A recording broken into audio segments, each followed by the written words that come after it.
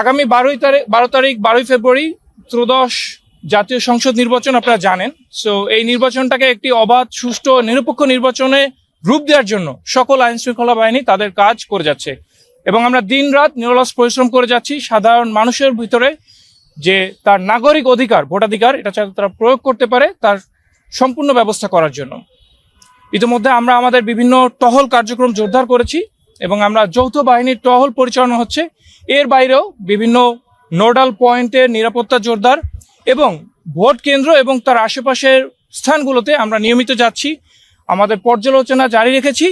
এছাড়াও সাধারণ মানুষজনের সাথে আমরা তাদেরকে উদ্বুদ্ধ করছি যাতে কোনো প্রকার ভয় ভীতিহীনভাবে তারা তাদের নাগরিক যে অধিকার, ভোটাধিকারটা প্রয়োগ করতে পারেন, নির্বিঘ্নে তারা ভোট কেন্দ্রে আসতে পারেন এবং তাদের ভোট দিয়ে তাদের পছন্দের প্রার্থীকে তারা নির্বাচিত করতে পারেন।